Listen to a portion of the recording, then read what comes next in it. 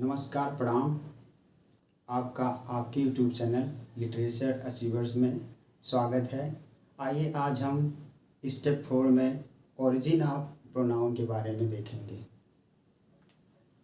जैसा कि white board पर लिखित है, स्टेप 4 ओरिजिन ऑफ प्रोनाउन।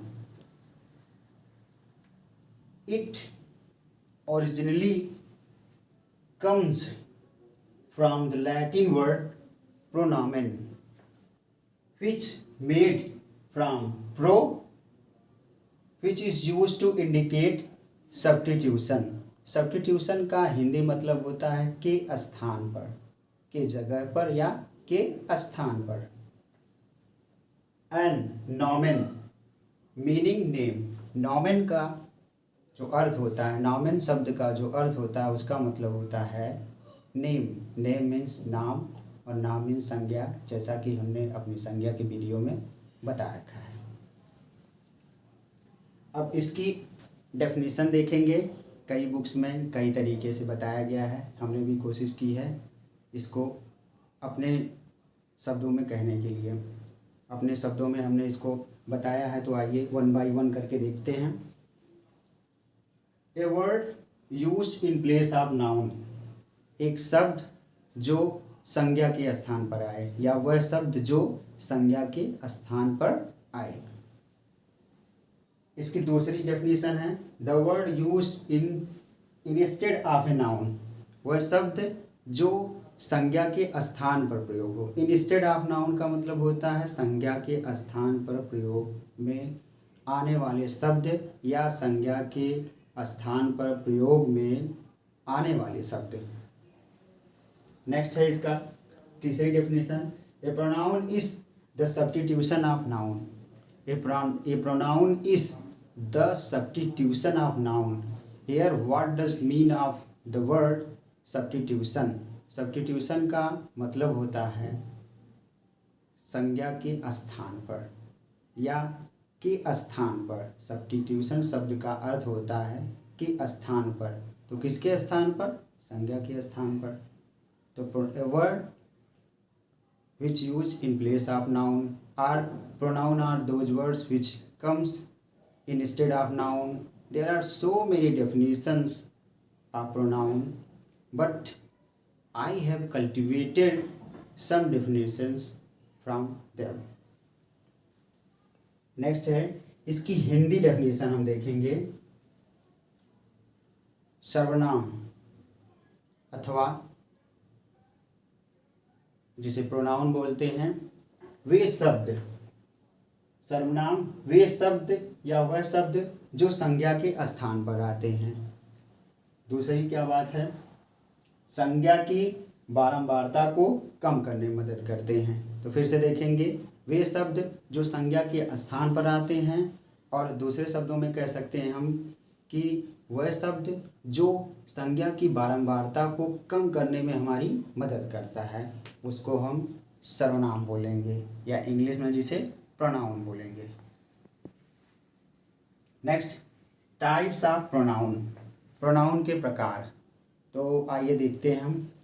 और वैसे तो there are 10 types of pronoun, but I have covered only 8 types of pronoun. They are here. पहला है पर्सनल प्रोनाउन। पर्सनल प्रोनाउन की हिंदी होगी व्यक्तिवाचक सर्वनाम। पर्सनल प्रोनाउन की हिंदी क्या होगी? व्यक्तिवाचक सर्वनाम। दूसरा है पजेसिव प्रोनाउन। पजेसिव प्रोनाउन का मतलब होता है संबंध सूचक सर्वनाम। संबंध सूचक यानी कि ये जो वर्ड पजेसिव है, इसकी जो उत्पत्ति हो पजेशन से हुई है। पजेशन का मतलब होता है अधिकार। पजेशन शब्द का अर्थ होता है अधिकार, और उसी से आपका ये वर्ड निकला है पजेसिव प्रोनाउन, यानी कि संबंध सूचक या अधिकार बोधक शब्द या अधिकार बोधक सर्वनाम। दूसरा है डेमॉन्स्ट्रेटिव प्रोनाउन। डिमॉन्स्ट्रेट का मतलब होता है संकेत करना या इशारा करना। यानी कि इसको हम हिंदी में कह सकते हैं कि संकेतवाचक सर्वनाम। चौथा देखेंगे डिस्ट्रीब्यूटिव प्रोनाउन। डिस्ट्रीब्यूटिव जो डिस्ट्रीब्यूट करके चीज़ों को बताए, जो आपको एक सही दिशा में चीज़ों को दिखा करके बताए, वो डिस्ट्रीब्यूटिव प्रोनाउन है। नेक्स्ट है रेसिप्रोकल प्रोनाउन, अगला है रिफ्लेक्सिव प्रोनाउन, और 7 है एम्फैटिक प्रोनाउन, एंड 8 है इंडेफिनिट प्रोनाउन। ये बहुत ही इम्पॉर्टेंट प्रोनाउन है जो इंडेफिनिट प्रोनाउन है। आम तौर पर हम बड़े हाई स्टैंडर्ड पे पहुंच जाते हैं, ठीक है, बहुत ही अच्छे स्टैंडर्ड पर पहुंच जाते हैं, पर हमको ये नहीं पता रहता है कि व्हाट आर इंडेफिनिट प्रोनाउंस और how many pronouns are in the category of indefinite pronouns, यानी कि अनिश्चयवाचक सर्वनाम, अनिश्चयवाचक सर्वनाम या अनिश्चित सर्वनाम। तो आइए 1 बाय 1 करके इन सब का एग्जाम्पल्स देख लेते हैं, इन सब का उदाहरण देखते हैं। तो पहला आपका है जो है पर्सनल प्रोनाउन। पहला आपका है पर्सनल प्रोनाउन। तो पर्सनल प्रोनाउन के कैटेगरी में कौन कौन से आते हैं या किनको हम डायरेक्टली बोल सकते हैं, दे आर पर्सनल प्रोनाउंस। तो पर्सनल प्रोनाउन आपका है I, me, we, us. I, me, we, us, mine, he, she, it, ये आपके पर्सनल प्रोनाउन की श्रेणी में आएंगे। दूसरा क्या है आपका पजेसिव प्रोनाउन। पजेसिव प्रोनाउन जो कि आपका संबंध बताता है, पोजीशन बताता है, अधिकार बताता है। तो उसमें आपके आएंगे mine, hours, yours. Mine, hours, yours. Next आपका है डेमॉन्स्ट्रेटिव प्रोनाउन। नेक्स्ट प्रोनाउन कौन सा है? डेमॉन्स्ट्रेटिव प्रोनाउन। डेमॉन्स्ट्रेटिव प्रोनाउन का मतलब होता है संकेतवाचक सर्वनाम, जिसमें आता है दिस, दैट, दीज, दोज।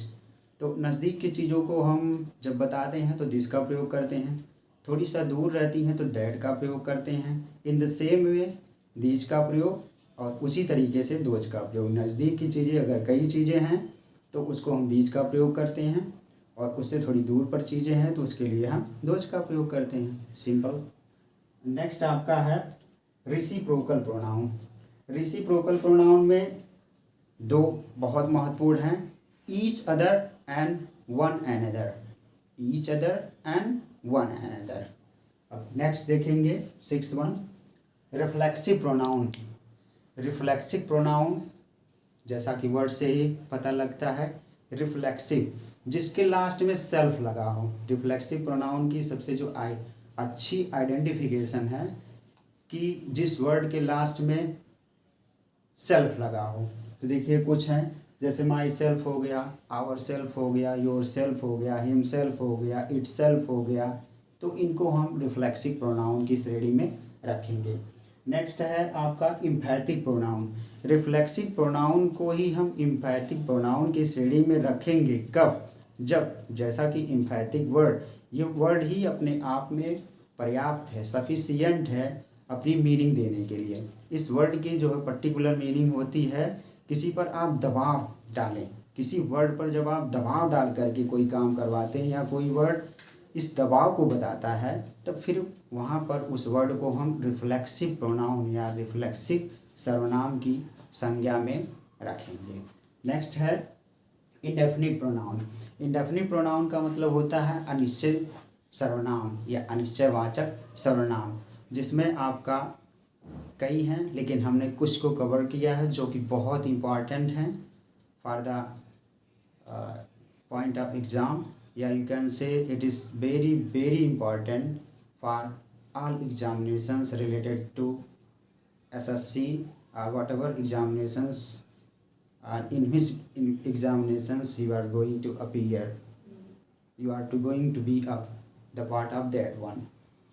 तो नेक्स्ट वन जो है इंडेफिनिट प्रोनाउन में, इंडेफिनिट प्रोनाउन में आपका आता है one, one, everyone, someone, somebody, these all are the parts of indefinite pronoun.